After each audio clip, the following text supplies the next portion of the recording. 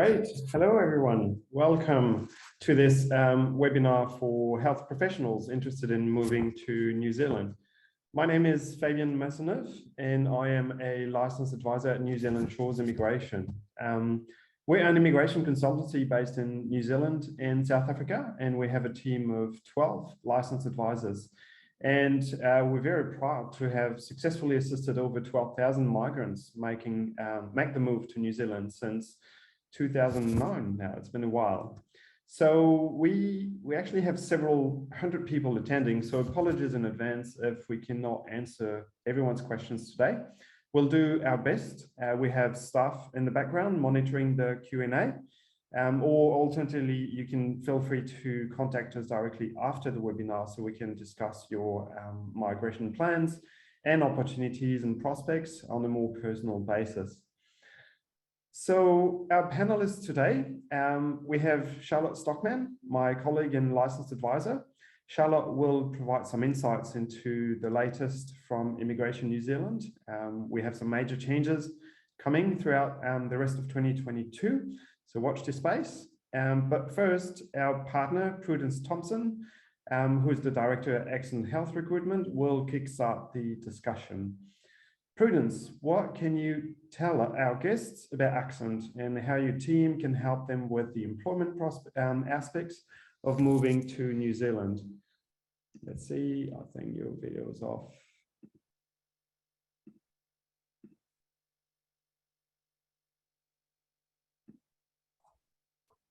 Hi, good morning everyone. Ka kite, morena. And welcome to this webinar. That's Maori for good morning and welcome. My name's Prudence. I've been recruiting for New Zealand for 25 years now, and I'm a nurse who's worked in the Middle East and the UK. So I've got a bit of a track history, and we work with all medical professionals coming into New Zealand, only coming in. So we mainly work with permanent people wanting to come permanently, but also 1 year working holidays. And it's our pleasure to work with Charlotte and Fabian. And we have done really closely with the last couple of years and gone through the isolation and MIQ. We can put that behind us, but now with the visa changes.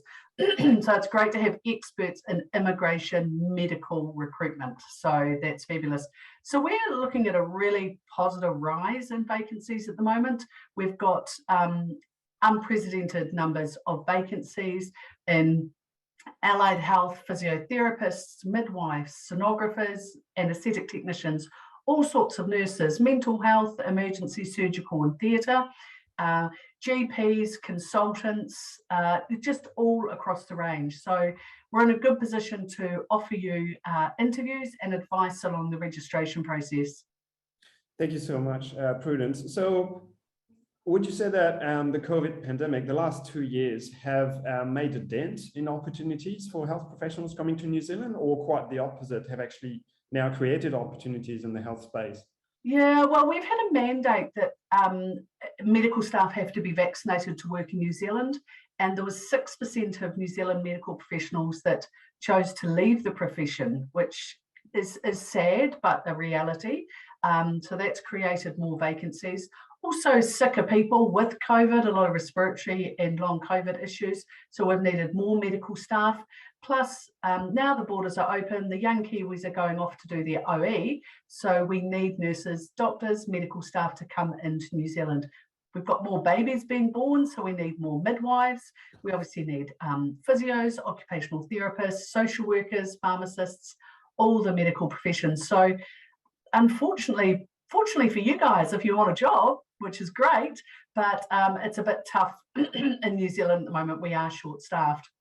Okay, so I suppose it is very good news for prospective migrants from all around the world. So as a migrant coming to New Zealand to work as a health professional, what can I expect about, I don't know, work-life balance, how are things actually working in the workplace? How would you say that compares to other countries like the UK, Singapore, Canada, the US, for example? Yeah, look, that's a really interesting question. It does differ between departments. The resounding feedback is a positive work-life balance. So you get more time with the family, less time having to travel, and a better relationship with the senior doctors, the allied health staff, the nursing staff, and the patients. So you get more time, and there's a lower acuity with the patients, so you have less patients per nurse, which is good. You know, there are still some days where it's busy and you work a bit of overtime, but on the whole, comparing it to the NHS, the US litigious health system, or Singapore, where there's higher numbers of patients, New Zealand is seen as very, very attractive, not just living here, but also working. So thank you, Prudence. For a lot of people, New Zealand is a remote island, something they aim towards, but unless you actually start doing your own research, where would you recommend people try and look for work? Are there opportunities nationwide, or are there places that favor health professionals more than others? Yeah. What about work-life balance as well? Yeah, that's a really interesting question. We often talk about the North and the South Island, and that's sign language for North and South Island. So the North Island obviously has a higher population, but equally you could work in Auckland, Wellington, or Christchurch, or Dunedin, Hamilton, or some of the smaller areas like Whangarei, Taranaki, right down in Invercargill, where my mother-in-law lives. Need some good nurses down there. So the whole of New Zealand does have vacancies in the busy city centres, as well as the urban and also the more rural centres. But it's not like Australia, where you have a area of need where you're going out to the wop-wops or the boondocks, as they call it. If you're in a more remote area, you're still not far from a major city. You know, places like Gisborne is actually one of my favourite places at the moment. Nelson and Blenheim and Timaru and Dunedin, all around New Zealand, you could get a job, depending on your specialty. If, for example, you're a paediatric orthopaedic physio, so you only look after little kids, broken bones, there'd be limited places for you to work. So if you're a generalist and can apply your skills across all areas, you'll absolutely get opportunities throughout New Zealand. Great, thanks for that. So talking about specialty, I know you said there are opportunities nationwide, but are there particular occupations you're busiest with at the moment and you anticipate will be, you know, their chance in 2022? Yeah, look, 22, 23 is, it's difficult to actually pin down because it is all specialties. Physios, OTs, psychologists, and working within mental health, working GPs, absolutely specialties, psychiatrists, anaesthetists, almost all major specialties. Palliative care, if there's a palliative care physician out there, please contact us. That's one area that we're looking at the moment. And palliative care nurses, that's an area of need. Theatre, emergency, and as I said, mental health. So all medical professionals are welcome to New Zealand. With, as I said, with the borders opening and the retiring age coming up, there will be a bit of an exodus and more vacancies, which is great. As I said, I've been doing this 25 years, so we're in a good space at the moment. A few years ago, we weren't able to recruit speech and language therapists, and that's an area that we're not recruiting a lot of at the moment, but hey, we're still happy to help.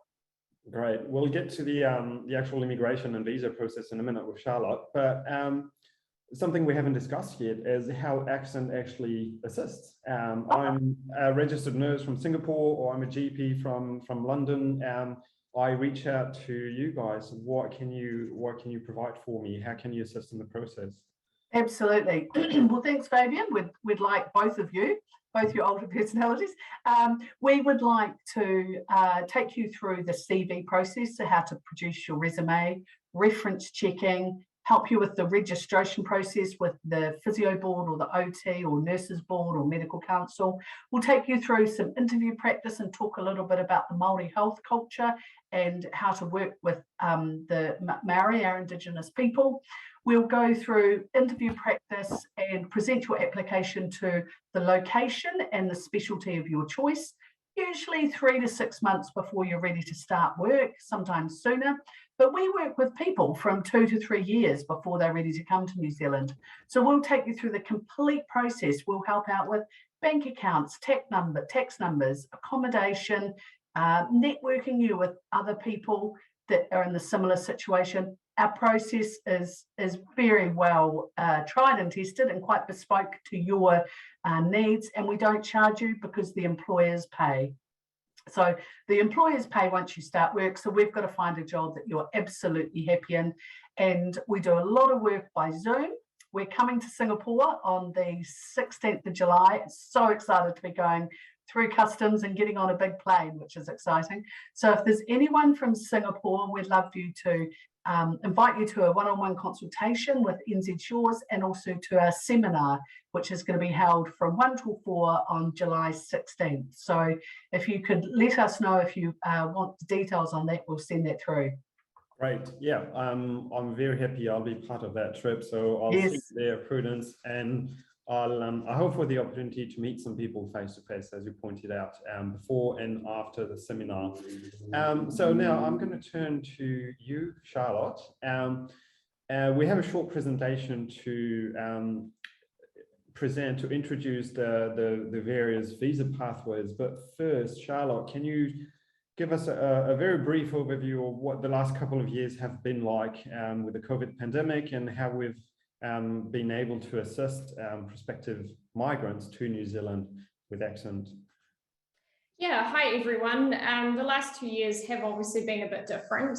New Zealand's border was for the most part quite highly restricted, which for healthcare workers didn't really impact any of you too much, but it did mean that the process became a little different.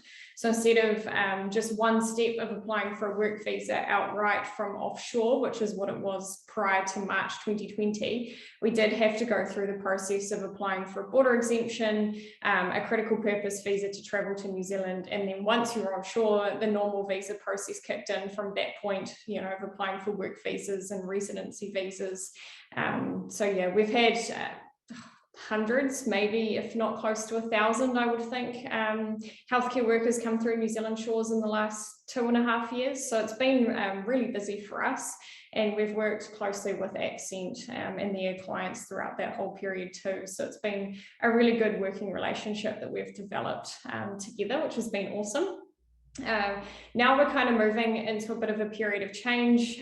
New Zealand's open and it's continuing to open up, with that border being open fully by the end of July. So there's at the moment, unfortunately, there's kind of a few different ways of being able to do things, which we'll go through in the slideshow that Fabian's got for us. But so it can make things a little bit confusing just the next month or so, but I'll try and simplify it as much as I can. Okay, brilliant. So let me put that presentation on screen then, and then we can talk through it. Okay, wonderful. So what we're going to discuss today is how to prepare to make the move, the kind of a transition period that Charlotte just mentioned. We are seeing, thankfully, and at long last, the end of our border restrictions, New Zealand border restrictions, which means a much wider availability for visas and somewhat simpler process. But also with this reopening comes a whole lot of changes, both for temporary work visa categories, but also for residence pathways. Charlotte, what is the first step if you want to come to New Zealand? Better come prepared, right? Yeah, I might actually let Prudence talk through occupational registration, just because that's more her specialty than mine. So if you want to jump in there, Prue. Yes, so registration, there's a board for each of the occupations. The anaesthetic technician registration takes 10 days, really easy, online course, piece of cake. The physio registration takes about 4 months, and that's online as well. They've just changed their process, so that's actually going quite nicely. The nurses registration is currently changing, but good news is Singaporean registered nurses do not have to do IELTS. So Singaporean nurses, it's just changed, don't have to do an English language test, which is really exciting. So that's good. Medical council is the registration that is slightly different, that takes 20 working days, and you need a job offer first in order to apply for your medical registration. As a general rule, we like you to be registered with your board or have your registration submitted to the board before we present you to a job. But we've got a really good relationship with each of the registration boards and a good understanding of what's required. We're keeping up with some of the changes, but registration is required, occupational registration for everything. Great. What about the rest of the documentation, Charlotte? Occupational registration is obviously paramount, but there's a whole lot more that's needed for immigration, isn't it? Yeah, absolutely. So from an immigration perspective, there is a lot of documentation we have to prepare, and some of it that you will provide to your registration board will actually lapse over with the visa process. A question I do get asked all the time is, I've already provided this to the Nursing Council or the Medical Council, why do I have to provide it to Immigration New Zealand as well? Because it's already been assessed. Unfortunately, these boards, departments don't talk to each other. So we do have to regurgitate a lot of your work experience and qualification documents. But in addition to that, you're looking at things like passports, of course, birth certificates, your evidence of work experience and qualifications. Everyone will need a police certificate, and the types of police certificates you'll need will vary depending on where you've lived and how long you've lived there for. And everyone will need to go through an Immigration New Zealand medical as well. So that's the last thing that everyone does. But in terms of everything else, we can kind of start working on that documentation before you even get a job offer. And that's our preferred approach, because what happens is quite often some people will come to us when they've got a job offer already, and we're not actually able to start applying for that visa straight away, because they do have to go away and apply for those things like police certificates. And depending on what country you're from, you know, they can be as fast as a few days to as long as 3 months. So the faster we have that documentation together, the faster we can actually get that visa applied for, and the faster you can get here. So that's kind of the benefit of working with someone like New Zealand Shores, is that we can make sure that you've got all of that documentation ready, not only just for that initial work visa, but for your residency application as well. So you're not coming over, you know, any hurdles throughout the process. Yeah, I'll flick back to Prudence on the job search strategies too, if you don't mind, Prue. Yeah, absolutely. So our job search strategies are quite well refined. We've got a fabulous relationship with the North and the South Island District Health Boards. So there's 20 district health boards in the North and the South Island, and we also work with NGOs, so non-government organisations. We work with primary health care. We work with private hospitals, rehab facilities, and palliative care. So again, if there's any palliative care physicians or nurses out there, that's very much in need at the moment. There's more funding that's going into healthcare, which means there's more jobs available. So our job search strategy is to have you registered, reference checked, and migration ready. So they're the three things. So we get you registered, we get you reference checked, and ready to migrate. So ready to migrate is, you know, available to start work in the next 3 to 6 months. And our job search strategies are, we profile your application, we put together the references, we do a really great sell job on your application, and we format your application very similarly to each of the applications we put in. So our employers know where to look for information. They know when, why, and how long you're coming for. We answer the questions before they're asked, which is great. So we present your application to an employer, and the employer will set up a Zoom interview or Skype or WhatsApp or FaceTime. You never know nowadays, but it's everyone's really great with technology. We secure you an interview, and probably most of the time you're offered that interview within sort of 5 working days, and then you're offered a job in writing about 10 working days after that. So sometimes it can come quite quickly, and sometimes the process, depending on the HR organisation, can take a little bit longer. But we've already got really fine-tuned job strategies for searching for you, and employers often come to us looking for someone, and we'll have you ready to go. Thank you so much, Prudence. As a prospective migrant, before you even start with all of this, a lot of people ask us, well, do I stand a chance? What we would typically recommend is that you send us at New Zealand Shores your CV, your resume. We don't really care so much for the format at this stage. It's just to assess your eligibility in terms of visa, perhaps more than job prospects. That's more Accent's department. But we can tell you, in the light of the experience that you have, we can suggest recommended residence pathways. Some people have complex situations like a prior conviction or some health concerns, perhaps children from a previous relationship. We can advise more personally on every single bit of information before you actually launch into the process. Charlotte, can you, if I was to secure a job right now and wanting to move to New Zealand as soon as possible, can you go through the process? Again, a bit of a disclaimer here, what you're looking at is not going to be valid for much longer, but still. Yeah, absolutely. So as you'll see to the left there, this is the process that will be in place until the 3rd of July. So what have we got? Just over a month left of this. But anyway, I am still recommending that any of my clients who do get a job offer now go through this process. So you will, once you've got your job offer, you will apply for a border exemption. That is basically a special request to Immigration New Zealand, because you're a healthcare worker with a job offer, to allow you to enter New Zealand. It takes about 24 to 48 hours for them to assess that, and they will come back and they will invite you to apply for what is called a critical purpose visa. That critical purpose visa is the visa that facilitates entry while our border is still somewhat restricted. Once it's approved, you have 9 months to enter. It's one application for the whole family, so the whole family will travel in on that critical purpose visa. It does allow work rights to the principal applicant, so the person who has a job, so you are able to start work as soon as you arrive into New Zealand on that visa. Once you're here, we then apply for what's called the essential skills work visa. It's valid for 3 years. The benefits to that really are you get free healthcare. So, you know, if you get sick and you need to go to your GP, it's highly subsidized. If you get sick or injured and need to go to hospital, it's completely free. So you are eligible for that on that essential skills work visa. And your family will be able to obtain an open partnership work visa and then student visas for your children. So that's kind of what we're looking at now. But like you said, it will change slightly. So from the 4th of July, our whole system basically tips on its head, so to speak.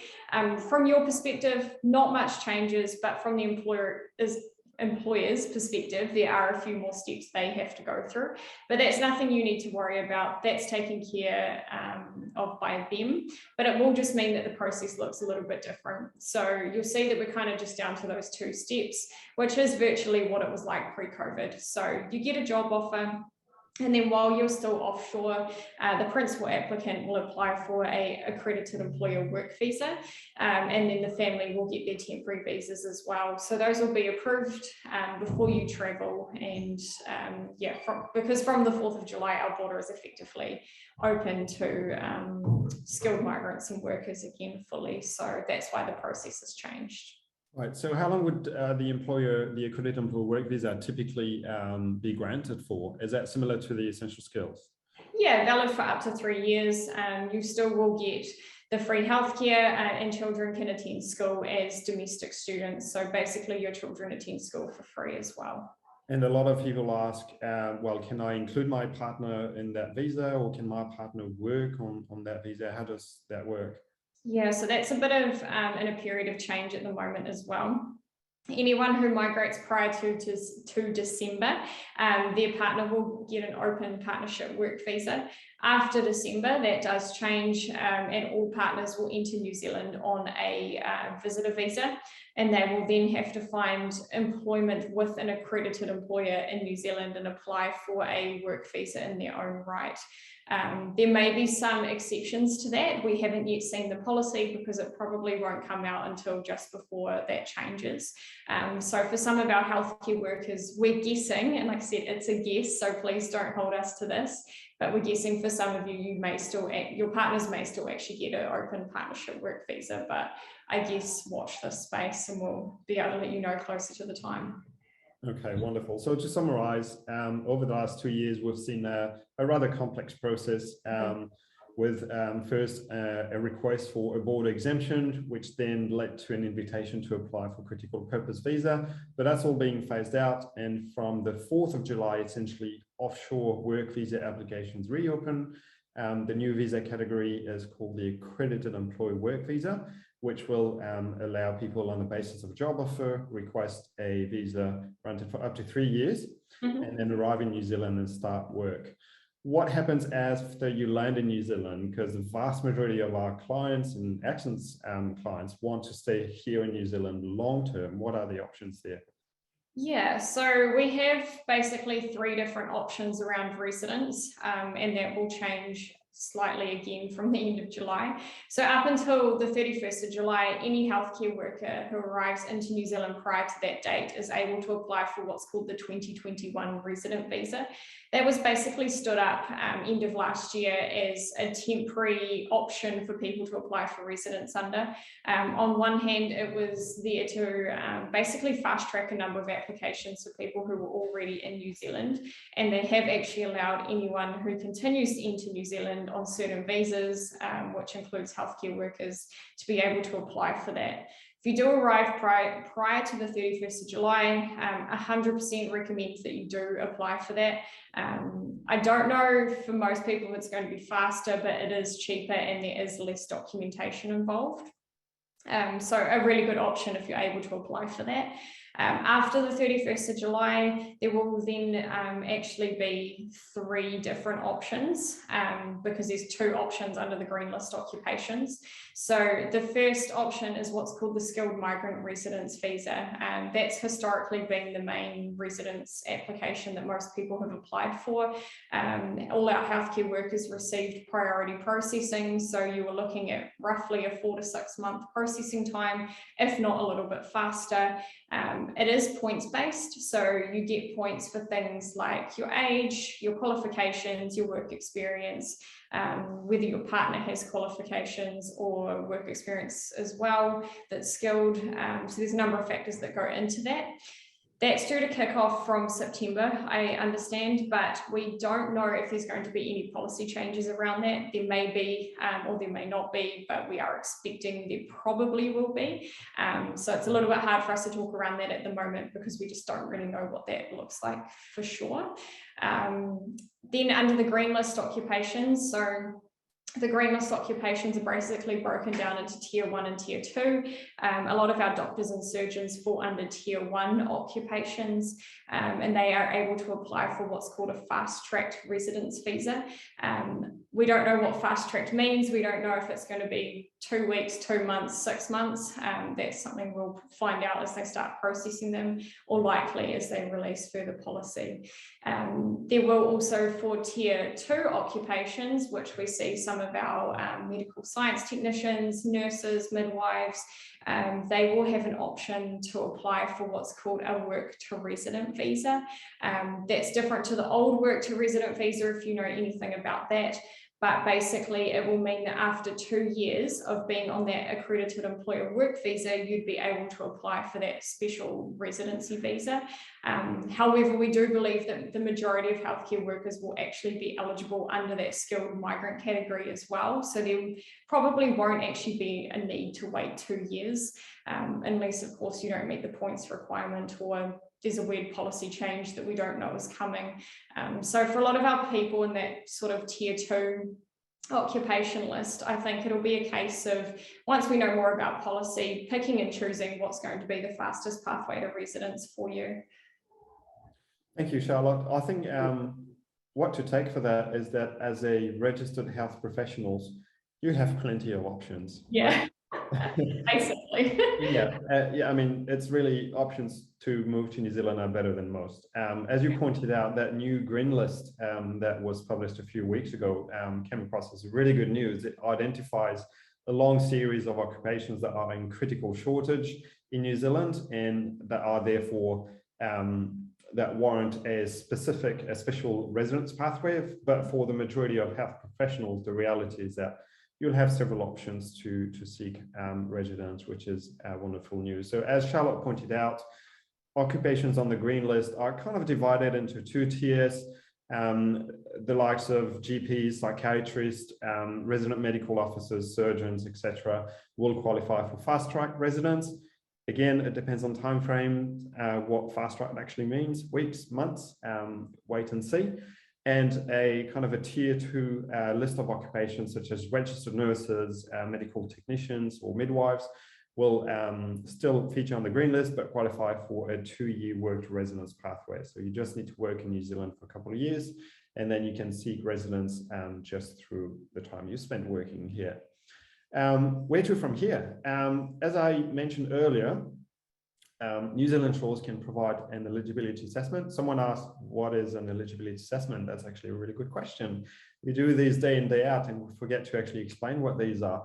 Through an eligibility assessment, we document a 15-20 page report on recommended pathways to move to New Zealand based on your CV, your resume, on your occupations, on your prospects, what we think the recommended visa categories are, and if any of the concerns you might have are actually justified, and the strategy that we can work together on to overcome these issues. So if you like an eligibility report, you can send your resume or your CV to health@nzshores.com. And Prudence, if people email info@axon.net.nz, what can you provide to start with? Yeah, well, what we'll do is we'll send a flow chart of where to from here. So we'll get your CV, and then we'll give you feedback and perhaps send you a sample CV. If you would like a sample CV, please email prue@accent.net.nz. Put sample CV nurse, sample CV doctor, sample CV physio, midwife, or whatever, and we'll send you back a sample CV that's appropriate for New Zealand. So once you get the first email from us, you should hear within 24 hours. If you'd like a sample CV, just put that in the subject line and we'll flick it straight back to you. From there, we'll arrange a Zoom talk, a one-on-one Zoom talk. As we said, it doesn't cost you anything.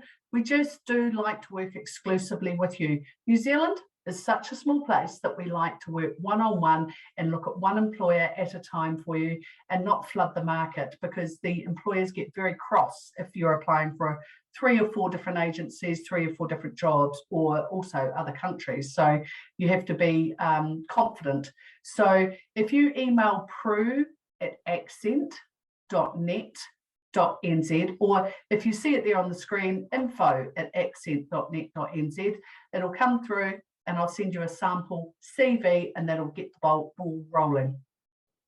Thank you, Prudence. Likewise, a lot of people ask, well, do I need to use an immigration advisor? Well, like a recruitment consultant, it's highly recommended. There's plenty of things going on in your life, and what you need actually is someone to take the hassle off of you, to guide you through these steps. Migrating to a new country, particularly if you have a family, is no small undertaking. So if you have a trusted partner that you can work with and tell you exactly what to do at what stage, we do believe it is beneficial. We've had quite a few questions throughout this chat. I think we can now perhaps flick over to a Q&A session. The team at Axon has done a wonderful job answering most of these. There's still a few that keep popping through, and I've had some as well upon registration. So how about we start with this? Great. I'm going to turn to Charlotte first. I have a few questions around the immigration process. So family is important. A lot of people, Charlotte, are asking, well, can I come with my partner either at the same time, or will he or she qualify for a visa? What if we're not legally married? Is a question we get often. Does that matter? No, it doesn't. So Immigration New Zealand don't really put any emphasis on whether or not a couple is married. They put emphasis on whether or not you've been living together in a genuine and stable relationship. So we do have to provide partnership evidence to support that, and that comes in the form of documents which show you are residing at the same address.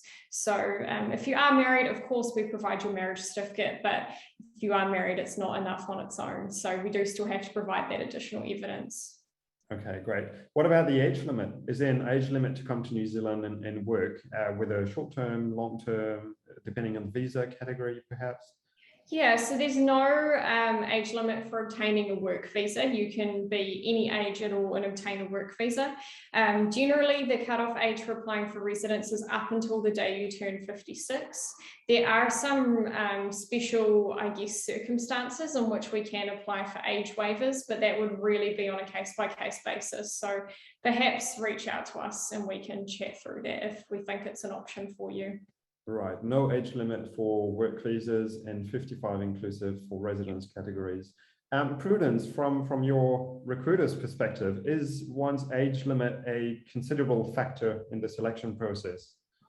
No, not necessarily. As long as you're fit and well, we've recruited up to the age of 71, which is great. So as long as you're fit and well and able to work, age isn't a big factor for a work visa. Okay, great. And we have on occasions got waivers for people over the age of 56, but Charlotte will be able to tell you more about that. But the waivers mean that even though you're over the age for 56, you can certainly get registration, get your job offer and a visa and a waiver for your age, because we want you in New Zealand. Yeah, essentially a waiver is an exception to instruction. So we advocate for you in that case, and we put in the balance your contribution to New Zealand versus the fact that technically you do not meet instruction. So we seek an exception to instruction, and that's what that would be called. So as you pointed out, Prudence, registration can take several months. If I was to be just waiting for initial advice from registration process, Charlotte, how can I make use of this time? Because I know I have 2 or 3 or 4 months to play with. Yeah, like I said earlier, we can work on all of the other documentation in the background so that we have everything ready. You're 100% document ready once that registration and job offer come through. So we're not losing any time in applying for that work visa. So in most cases, someone gets a job offer. Obviously, they generally have to go get medicals done, which is kind of the biggest slowdown to that, but that only may be a week or so, whereas some police certificates, like I mentioned, can take up to 3 months. So if we have the bulk of stuff ready to go, you could be applying for a work visa within a week of actually getting that registration and job offer. Okay, great. So once you're well into the process and you're working in partnership with Accent, what kind of assistance does Accent provide with occupational registration? How exactly do you assist with that? Yeah, the occupational registration is probably about 2/3 of the work to coming to New Zealand, and we'll send you a step-by-step guide and help liaise with the registration board. So the process, again, is changing for some medical professionals, but the registration boards are actually pretty good on the whole. The physio board does take a bit longer, but they've just changed to an online system. Medical council's going online, nurses council's changing. OTs is pretty straightforward. And look, it's not rocket science. You just have to produce paperwork after paperwork and documents and transcripts of training, but we can help guide you along the way for that. Okay. And so is it a good idea at all to start looking for jobs prior to being registered, or? No, we can look for jobs for you. If you've got a specialism or an area that I know the employer will wait, and I can go into more details on an individual consultation with that, but generally you do need to have commenced the registration process. Right, okay. And as far as registration goes, again, on the same topic, is it common for employers to reimburse registration fees?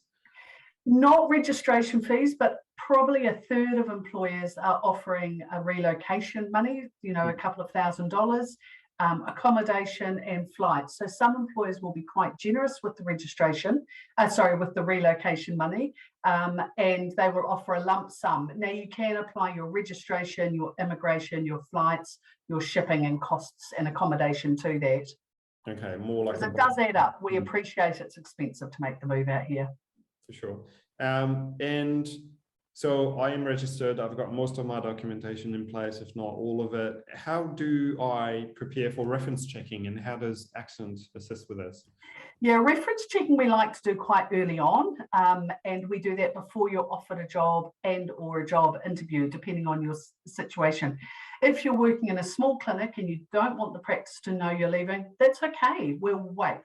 We'll wait until you're ready for your references, but we will need references from your previous employer. We generally want 3 clinical references of people you've worked alongside with. So reference checking is really important. We send 1 request, which is used for immigration, registration, employment, and also us. And it's a really thorough check, and it's quite a long reference check. Some employers get a bit grumpy doing reference check after reference check. So we do it once and we do it early on, and we do a good job of reference checking. And, you know, it isn't such a selection process. It's more of a, this is how this person works. This is their strengths. This is areas that they'll need support in. Okay, but we get your 100% permission before reference checking. Okay, fantastic. Thank you, Prudence. I have a question from Teresa here, who looks like she's halfway through the process, so it's probably for you, Charlotte. She mentioned she'll go over in July, but her partner won't be able to land in New Zealand until August. Is he eligible for the 2021 resident visa under her, or will he need to arrive in New Zealand before the cutoff date? No, he doesn't have to arrive into New Zealand before the 31st of July. It's just the principal applicant or the person who has the job that has to do that. So you can still submit your application prior to him arriving and include him in on that application. Wonderful. So again, for work visas, you apply for 1 visa per person. So you have a work visa on the basis of the job offer for the principal applicant, and then the family applies for visas on the basis of the relationship. Resident is slightly different. It is a family application. So you have 1 principal applicant and the rest of the family included, and the requirements are slightly different for the rest of the family. Back to you, Charlotte. A lot of people, due to COVID, have been separated. So a lot of their partnership evidence might be long distance. How do we deal with this? Yeah, this unfortunately isn't a clear-cut answer, just because everyone's situation is unique. It will come down to factors like, have you lived together previously to being separated, or doing long distance, you know, so it's not a yes or a no. It's a kind of, we need to look at you and your situation specifically. So in some cases, yes, in some cases, no. It's a bit tricky, that one. Yeah, it is. It comes down to the amount of documentation and the duration of the relationship, largely. Very good question from Laura. Do we have an idea of the costs for visas? Yes, absolutely. Charlotte, do you want to mention these briefly? Yeah, I'll just about to rattle off a whole lot of numbers. So the border exemption is $45.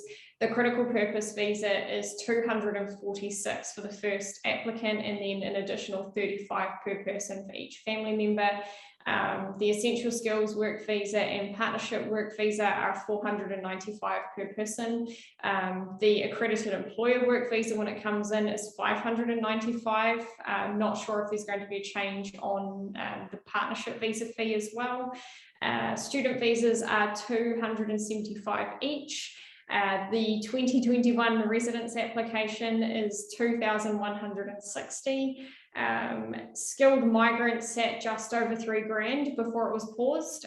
We don't know if that will change when it's reopened, and I don't think we yet have fees for the green list occupation visas yet. Okay. Unless maybe knows more than I do. No, this hasn't been published yet, not to my knowledge anyway. Yes, information overload. So that's exactly what the eligibility assessment is for. We will assess what visa category or categories you might be eligible under, and we will mention all of these pricing so you can map out your migration and plan on your budget. I had some questions specifically related to nursing, so definitely for you, Prudence. What nurse specialties are most in demand at the moment? Right, that's a really interesting question. Mental health, theatre, emergency, orthopedics, surgical. Look, it will depend. I would rather find out what your specialty is, and I'll be able to tell you pretty quickly whether or not you'd have a role opportunity in that location, in that specialty. Having said that, excuse me, having said that, the timing in 6 months' time that will change, but there's always a need for mental health and theatre nurses. Okay, what about nurse practitioners? It is quite a common occupation in some countries, not so much in New Zealand, or how does that work? Yeah, so I can send you, if you've want to know the detailed steps on nurse practitioner, email me again at info@accent.net.nz and put nurse practitioner in the subject line. Nurse practitioners we have recruited in the past, but you have to first work as a registered nurse in New Zealand and apply for nurse practitioner status under supervision once you're in New Zealand. So you have to have worked in your specialty for, I think it's 3 or 5 years. You have to have done masters in your nurse practitioner status, and you have to be prepared for a bit of a paperwork or a paper war once you get here. There's a question on community and hospice. Absolutely, I forgot about that. Palliative care and hospice nurses are very much in demand as well. Yeah. Okay, great. What about salaries for nurses? How does that compare to the UK? Yeah, they're actually going up, which is really, really exciting. We're looking at about a $7,000 pay rise. At the moment, you can look at around about $80,000 per year, depending on if you do shift work, if you do after time. So you get 4 weeks holiday, and for every public holiday you work, you get paid time and a half plus an extra day.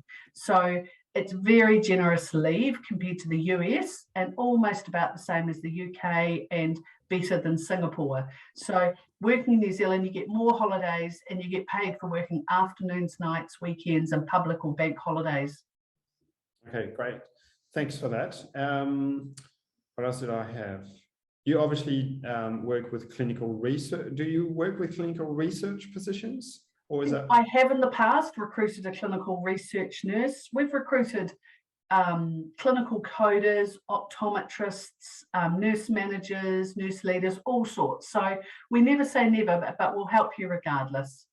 Okay. What about paramedics or ambulance workers? No, with paramedics, we can send you the link of where to apply. That would be with St. John's in New Zealand. Okay. And in the mental health space, psychologists, psychiatrists, you mentioned. Yep, absolutely. Psychologists, psychiatrists, mental health nurses are very much in demand. Occupational therapy as well. Occupational therapy, physiotherapy, social work, allied health. Yep, in the mental and physical health. Very much everything mental and mental health. Okay, let's have a look. What else we have for question at the moment? Resident medical officers as an occupation I was not too familiar with. What about opportunities? Yeah, so that's above a junior doctor and not quite a consultant. Yeah, we're absolutely happy to look at CVs. Kristen, my colleague, is a specialist in RMOs or registered medical officers. So you can email her at kristen@accent.net.nz. But we're happy to guide you regardless. Okay, and more on a more broader term, what kind of support can you expect as you report on day one on your new workplace in New Zealand? Have you had feedback from people you've assisted? Yeah, it's really interesting. Some people are shadowed and they're not allowed to touch a patient and they just have to watch and learn for the first couple of days. Other people have a looser orientation and induction. Most people say that their induction is a little bit thorough and there's a little bit too much oversight, but I think that's better than the other way around. So you can tailor your induction to your experience. You might arrive on a ward and think, gosh, I've got this, I know what I'm doing, I understand everything, give me a day or two to find out where the stethoscopes and the CPR trolley are and I'll be away. You know, and other times you can say, actually, I'm not comfortable with the systems, the computer. Can you re-show me the computer systems? I don't want to see patients just yet.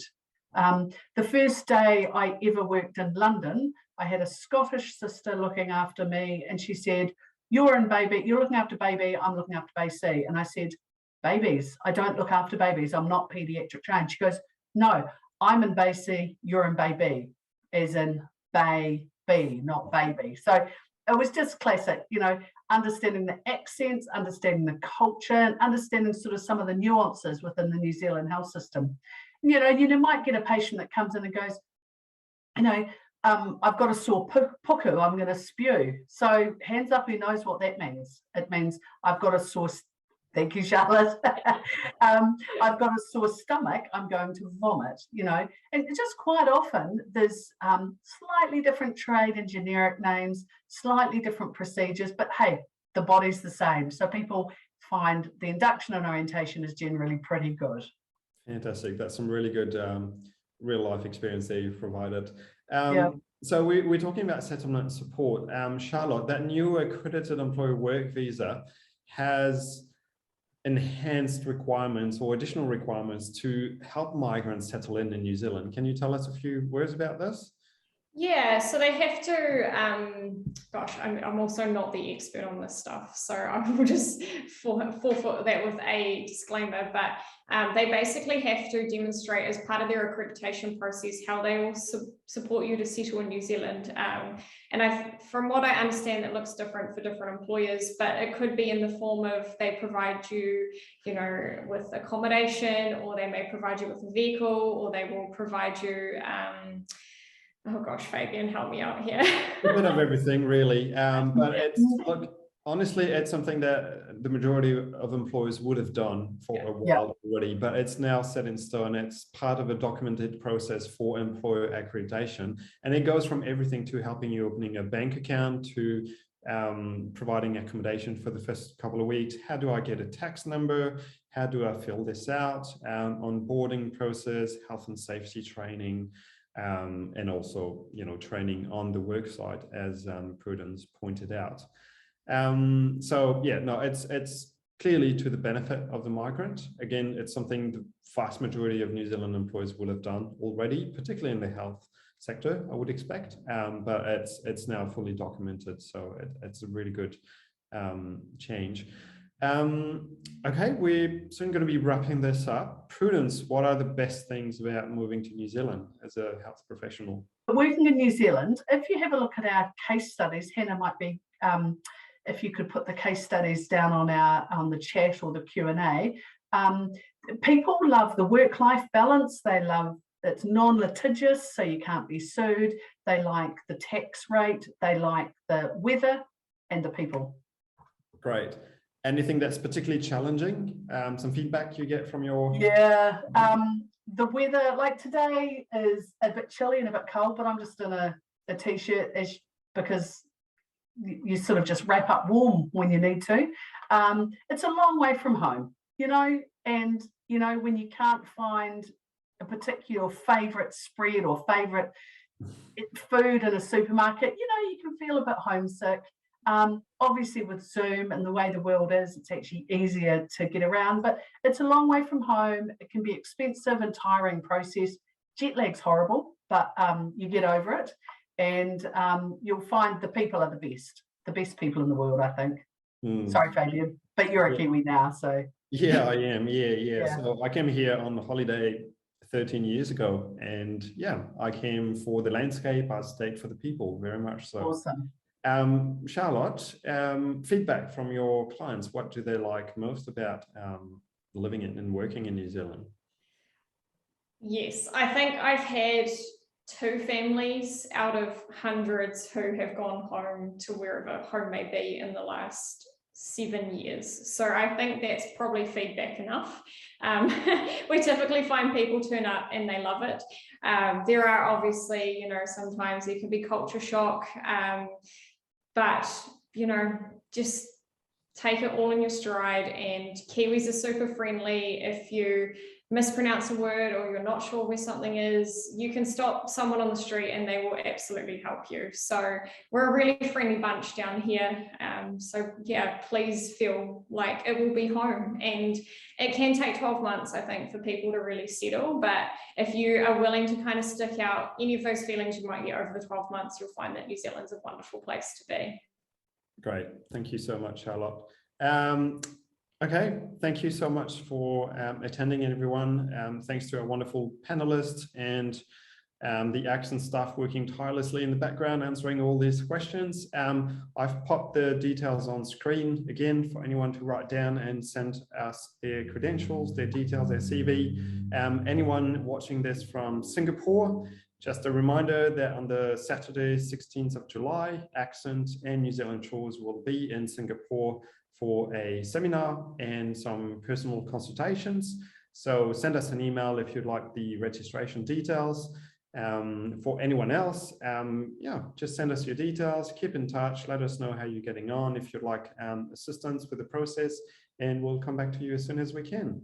Thanks, everyone. Ka kite. See you later. Bye.